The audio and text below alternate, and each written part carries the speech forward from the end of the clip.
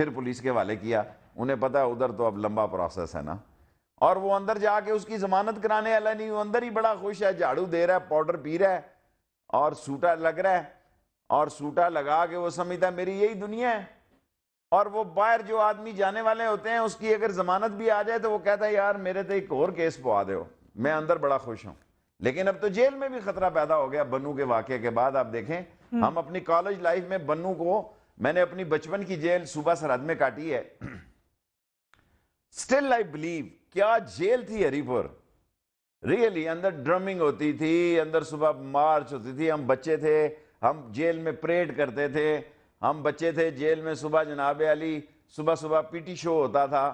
سو دین کیا ہو گیا اب ساری دنیا کو, اور بنو کیا سیفسٹ مقام تھا.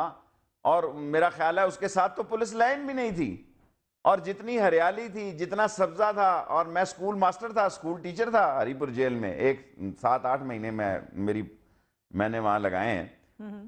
سو اب کیا ہے, اگر جیلیں اٹھا کے لے جائیں گے تو الیکشن کمیشن کا حملہ تو ہاتھ چھوڑ کے کھڑا ہو جائے گا ادھر. لیکن کہے گا حکم کیا ہے جناب, بتائیں کس کے ٹھپے لگانے ہیں, لیکن کس کو کامیاب کرنا ہے. میرا خیال ہے ہماری اب ڈائریکشن غلط ہوتی جا رہی ہے. اب جمہوریت کے نام پر ڈاکہ زنی ہو رہی ہے, جمہوریت کے نام پہ لوٹ مار ہو رہی ہے, اور اس لوٹ مار اور ڈاکہ زنی سے بچانے والا ہمیں کوئی دکھائی نہیں دے رہا. لیکن وزیر اعظم صاحب بھی تو یہ کہتے ہیں نا کہ 2.5 لاکھ فیصلے کم سے کم کیے ہوں گے انہوں نے, اس میں سے اگر 3-4 غلط بھی ہو گئے تو انسان ہے, انسان کو غلطی کا مارجن دے دینا چاہیے, جمہوریت تو قائم رہی. پھر وہ OGDCL میں بھی کہتے ہیں کہ ان کو گائیڈ ہی غلط کیا گیا, پرنسپل سیکرٹری نے ان کو مشورہ دیا, اس میں وزیر اعظم کا کیا قصور ہے؟ دیکھیں میں پہلے کسی پروگرام میں کہہ چکا ہوں, یہ ساری ماسٹر پلاننگ جو ہے نا یہ ڈیالہ جیلوں سے ہوئی ہے, وہاں سے لوگ آئے ہیں, وہاں سے ماسٹر پلان بنتے تھے. یہ ساری کام جو ہیں نیکی کے, اس کا منصوبہ بندی پہلے کر لی گئی تھی, اور وہ سارے لوگ جیلوں سے رہا ہوئے, ان کو اسلام آباد میں پوسٹنگیں دی گئی, ان کو اسلام آباد میں پلاٹ الاٹمنٹ اتھارٹی کی دی گئی. اس میں بہت سارے پردہ داروں کے نام ہیں, اور سپریم کورٹ کس کس کیس کو سنے گی جی, کیونکہ اس کیسوں کے فیصلے کیے ہیں. اگر چیف صاحب خفا ہوتے ہیں, اللہ نہ خفا ہو, لوگ تو چاہتے ہیں کہ چیف جسٹس صاحب جو فیصلہ دیں. اب چیف جسٹس صاحب نے تو فیصلہ دے دیا, ان کا پارٹ تو ختم ہو گیا. اور اگر حکومت ہی اتنی بے شرم ہے, اگر حکومت ہی اتنی ڈھیٹ ہے, اگر حکومت کو ہی اپنی عزت کی کوئی فکر نہیں, یہ کہہ دینا کہ میں آصف زرداری کے آگے دیوار بن کے کھڑا ہوں. آصف زرداری کی اپنی بڑی دیواریں ہیں, آپ تو ایک مٹی کا ڈھیلا ہیں, مٹی کا کیا ہوتا ہے ٹیلا سا ہے, وہ آپ تو پھونک مار کے گرنے والے لوگوں میں سے ہیں. آپ کو پتہ ہے کہ یہ مسئلہ جو ہے یہ کس طرح چل رہا ہے, سارے معاملات چل رہے ہیں. آپ کوئی اور سوال بھی پوچھیں, میں اس وقت ویسے ہی عدالت سے آیا ہوں تو میرا موڈ کافی آف ہے آج. ایک بات مل گئی آپ میں اور اعتزاز احسن صاحب میں, آپ سمجھ رہے ہیں ان کا بھی جو تھوڑی سی مایوسی ان کو بھی ہوئی عدالت سے شاید لگتا ہے, اور ویسے آپ کو بھی ہوئی یہ بات. اس کی تو مایوسی جو ہے وہ جائز ہے, کیونکہ اس کو تو فیس مل گئی ہے سینٹ کی. تو میں تو کوئی ذاتی مسئلہ نہیں ہے میرا, میں تو سمجھتا ہوں کہ, لیکن میں سمجھتا ہوں کہ میں غلطی پہ ہوں.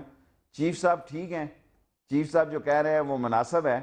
کہ ڈر گئے شیخ صاحب آج کے بعد؟ میں نہیں, اللہ منع, میں ڈرنے شرنے. دیکھیں ایک بات اخلاقی میرا صاحب ہے, انہوں نے ٹھیک ہی کہی ہے کہ بھئی میرا اس کیس سے کیا تعلق ہے. میں نے کہا نہیں, میرا تعلق تو اس غریب عوام کا تعلق ہے جو بے بس ہے, جس کی آواز کوئی نہیں. میں تو اس کو آواز دینے کی کوشش کر رہا ہوں, اور مجھے پورا یقین ہے چیف صاحب یہ آواز الیکشن کے ذریعے بھی نہیں تبدیل ہونے لگی, یہ خون خرابے سے تبدیل ہوگی. اس لیے میں اپنی پوزیشن چینج کر رہا ہوں. پہلے میں ساری زندگی یہ پوزیشن لیتا رہا کہ نہیں یار انقلاب بہت خرابی پیدا کر دے گا, انقلاب بہت خون بہا دے گا. لیکن اب میں اس نتیجے پہ پہنچا ہوں کہ اگر ان 25-30 لڑکوں کو لے لیا جائے, اور ان سارے لوگوں کو جنہوں نے لوٹ مار بنائی ہے, اور میرے سمیت اگر جس پر شک ہے اس کو بھی دھر لیا جائے, اور ایک زبردست قسم کا شام ڈھلنے سے پہلے اسلام کا فیصلہ ہو, ٹھیک ہو جائے گا یہ معاملہ, ورنہ خراب ہے, بہت خراب ہے. نیوز بیٹ کا خصوصی پروگرام شیخ رشید ہمارے گیسٹ ہیں, ایک وقفہ لیں گے. اس کے علاوہ آپ بھی ہمیں اپنے سوالات بھیج سکتے ہیں on or Facebook blog. وقفے کے بعد مزید بات ہوگی. Keep watching News bat.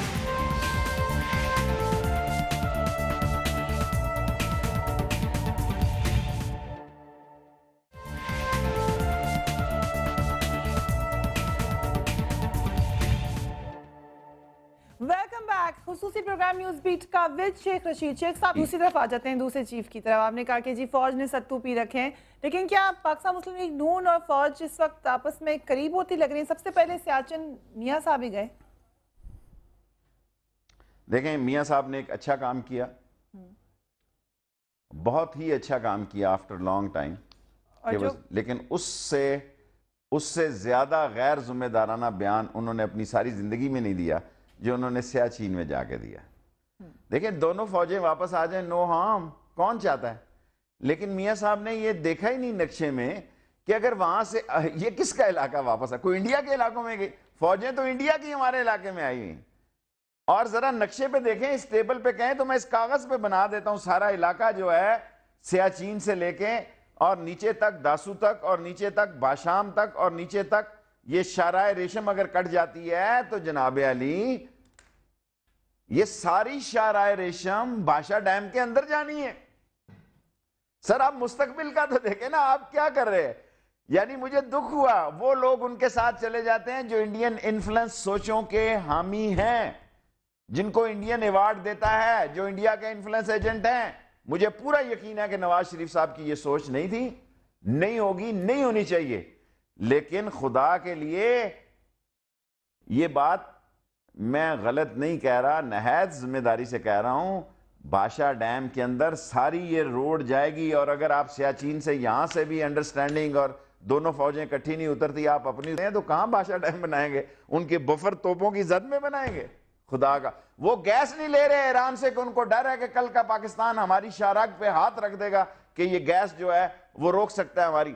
India کے گیس ایران سے نہ لینے کی بڑی وجہ یہ ہے کہ جہاں وہ امریکن اثر میں ہے, وہ پاکستان کے مستقبل 2020 ساری دنیا میں پاکستان کا ڈسکس ہو رہا ہے, اٹلانٹا سے لے کے بحر ہند سے لے کے بحر کلزم تک, اور کیا کہوں سارا فار ایسٹ, مڈل ایسٹ, سب میں پاکستان کا 2020 لوگ دیکھ رہے ہیں.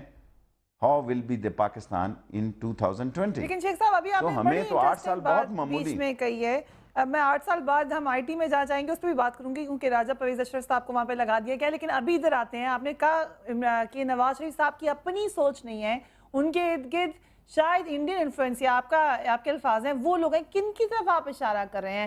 کیونکہ یہ تو آپ تواتر سے جو لوگ میرے پروگرام میں اپنا دفاع نہیں کر سکتے, میں ان کا نام نہیں لیتا. اگر لوگ عقل مند ہیں تو وہ سمجھتے ہیں میں عقل مندوں کا مخاطب ہوں, میں عقل مندوں کا لیڈر ہوں. بے وقوف پہلے بھی مجھ سے ناخوش اور ناراض رہے ہیں, بے شک رہے ہیں. میں ان لوگوں سے مخاطب ہوں جو فہم اور فراست رکھتے ہیں, جن کو پاکستان کا درد ہے, اور جو سمجھتے ہیں کہ آج کا انڈیا کا انفلنس ایجنٹ ہونا اور آج کا انڈیا کے ساتھ اچھے تعلقات بنانا مجھے کوئی برا نہیں لگتا. لیکن under the influence of Indian lobby ہمیں اپنی سوچوں کو گمراہ کرنا وہ اسی وقت ممکن ہے جب ہماری بہتر تیاری نہ ہو. لیکن شیخ صاحب اس میاں صاحب کو ایک طرف سے سائٹ پہ اگر رکھیں, جنرلی یہ ایک لابی ہے, مجھے نہیں پتا انڈین انفلوئنس ہے یا کون سا انفلوئنس ہے, جو ایک تواتر سے آپ کی فوج کا مورال ڈاؤن کر رہی ہے, اور اگر ذرا سا بھی کوئی سپورٹ میں بولتا ہے تو اس کے اوپر لیبل لگا دیا جاتا ہے کہ جی یہ شاید مارشل لاء کے حامی ہے. آپ کو بڑی اچھی طریقے سے اندازہ ہوگا اس وقت جب کہ سیاچن میں جانیں ضائع ہوئی ہوئی تھی, تو کیا یہ زیب دیتا تھا کہ ہم یہ بحث چھیڑ دیں بجائے اس کے کہ اس وقت لوگوں کے زخموں پہ مرہم رکھیں؟ دیکھیں 135 جوان شہید ہوئے ہیں ہمارے, ہم ان کو سلام پیش کرتے ہیں. 135,000 بھی پاکستان کی سلامتی کے لیے جانیں دینی پڑی, تو جس کی جان اللہ سبحانہ تعالیٰ شہادت کے لیے قبول کرے گا وہ اس کے لیے عظمت اور وقار اور بلندی کا نشان ہے. باقی مانگنی نہیں چاہیے. یہ جنگ ہم نے مانگی نہیں ہے, یہ جنگ ہم پہ مسلط ہوئی ہے. We didn't ask for this war. We were not prepared for this war. یہ تو ہم اس موسم کے گزرنے کے بعد وہاں گئے تو انڈین ٹروپس آ چکے تھے جنرل زاہد اکبر کے زمانے میں. یہ تو میں آدمی تھا پہلا جس نے I was the member of parliament. میں نے جب کہا تو میری انویسٹیگیشن شروع ہو گئی. فوجیوں نے مجھ سے پوچھا تجھے کیسے پتا لگا؟ میں نے کہا بھئی وہاں ہیلی کاپٹر اتر رہے تھے میرے پاس, اس میں سے زخمی اتر رہے تھے, میں سمجھا کوئی ٹرک کا حادثہ ہو گیا. So nobody were there. So India نے خالی زمین دے کر اس پر جب قبضہ کیا ہے تو کیا ہم انڈیا نے تو ہماری زمین پہ قبضہ کر لیا ہے, جو ہماری زمین ہے وہ چھوڑ دیں تو کدھر جائیں؟ کل آپ کہیں کہ جناب علی یہ گلگت اور یہ بھی بڑا متنازع ہے, آج تک تو انڈیا کے نزدیک متنازع ہے, وہ کہے اس پر بھی بات کرو. دیکھیں آج تک تو انڈیا کے کھاتے میں ضرورت تو اس بات کی تھی کہ ہم کہیں جی کہ لاہور کے 8 تھانے انڈیا کے پاس ہیں. اگر آپ مین ڈیوینڈر وہ باؤنڈری لائن دیکھیں تو یہ ستلج جہاں سے نکل رہا ہے اور صاحب بیکانیر اور سارے یہ 8 کے 8 تھانے گنڈا پور اور یہ دوسرے والے گنڈا سنگھ والے یہ لاہور کے تھانے تھے جو انڈیا کے پاس ہیں. بجائے اس کے کہ ہم ادھر بات کریں ہم کہہ رہے ہیں چلیں اپنے لوگوں کو بولیں. اچھا شیخ صاحب دوبارہ توہین عدالت پر آتے ہیں. یہ جو اعتزاز حسن صاحب کا پوائنٹ ہے کہ کچھ ججز کو ہٹا دیا جائے یا اس کیس کو آپ کس طرف جاتا دیکھ رہے ہیں؟ آپ نے کہا کہ دوسرے میں تو امید نہیں ہے, اس میں امید ہے. دیکھیں امید تو اللہ سے لگانی چاہیے, امید تو اللہ سے لگانی چاہیے. لوگ یہ سمجھ رہے ہیں وہ سیاسی شہید ہونے کی, نہیں جی نہیں, شہید کی گردن اور ہوتی ہے, اس کی سوچ اور ہوتی ہے, اس کی آنکھیں اور ہوتی ہے. جن کی زبان کو حرام لگ جائے, غریبوں کا مال لگ جائے, میں نہیں سمجھتا کہ ان کو شہادت ملتی ہے. پولیٹیکلی جو اگر آپ لوگ سمجھتے ہیں, میں بالکل نہیں سمجھتا. یہ جان بوجھ کر پھیلائی گئی بات ہے کہ اگر ان کو اس طرح کیا گیا تو پتہ نہیں کیا ہو جائے گا, کومالیہ روئے گا. کوئی نہیں روئے گا, کچھ نہیں, کچھ. Thank you very much. شیخ صاحب بہت بہت شکریہ. آخری سوال آپ سے یہ پوچھوں گی, ہر شو کے آخر میں آپ سے پوچھتی ہوں کہ عمران خان اور نواز شریف میں سے کون زیادہ اچھا لگ رہا ہے آپ کو آج کل؟ دونوں ہی اچھے ہیں. اپنا فیصلہ میں 13 اگست کو کروں گا اور آپ کے پروگرام 13 اگست لیاقت باغ میں ساری قوم کو کہوں گا کہ اگر آپ درد ہے, اگر میں اللہ کرے زندہ ہوں گا انشاءاللہ, اللہ سے امید ہے, اپنے خرچے پہ آئیں, اپنی ٹرانسپورٹ پہ آئیں, لیاقت باغ میں ایک تاریخی جلسہ کریں گے اور اس دن فیصلہ کریں گے. اس وقت تک معافی چاہتا ہوں اور قلم دعات سے الیکشن لڑوں گا, یہ میں آپ کو کہہ چکا ہوں. پھر کبھی لوگ شام کو مجھے عمران خان کے ساتھ شامل کر چکے ہوتے ہیں اور دن کو پھر نواز شریف کے ساتھ شامل کر سکتے ہیں. بابا ہم وسائل سے چھوٹے لوگ ضرور ہیں, سوچوں سے چھوٹے نہیں, ان لوگوں سے بڑے ہیں, لیکن اس کے باوجود چاہتے ہیں کہ ہماری وجہ سے کوئی بڑا بن جائے, ہم پیچھے رہ جائیں. ہمارا اگر کیا کہتے ہیں ان کا, ہم وہ لوگ ہیں جو اپنے سفینے ڈبوتے ہیں کہ اس ملک اور قوم اور ان لیڈروں کا سفینہ تر جائے, لیکن پھر منجھدار میں پھنس کے اس میں چھید ہوتا ہے. اسی لیے ہم نے کہا کہ قلم دعات سے لڑیں گے, عوامی مسلم لیگ لڑے گی, اتحاد ضرور کریں گے. Thank you very much. Thank you very much. This was Sheikh Rashid جو ہمیں بتا رہے تھے اپنی کھری کھری باتوں کے ذریعے کہ ان کا کیا انالیسس ہے پاکستان کی سیاست میں. ایک انتہائی اہم ڈیولپمنٹ اس حوالے سے کہ شیخ رشید صاحب نے خود فریق بنا لیا گیا ان کو اس کیس کے اندر. آئندہ آنے والے دنوں میں اس کی ڈیولپمنٹ انتہائی اہم ہوگی. What do you think about today's show? You can write to me on newsbeat@sama.tv or join me on my Facebook page which is newsbeat with Faria Idris. اس کے علاوہ آپ ہمیں ٹویٹر پر جوائن کر سکتے ہیں یا پھر آپ ہمیں خط لکھ سکتے ہیں جس کا ایڈریس بھی آپ کو ہمارے فیس بک پیج پر مل جائے گا. آج کے لیے اتنا ہی. کل ایک انتہائی امپورٹنٹ پروگرام کراچی سے لے کر آپ کی خدمت میں حاضر ہوں گے. Do watch it. اپنے گھر والوں کا خیال رکھیے گا. اللہ حافظ.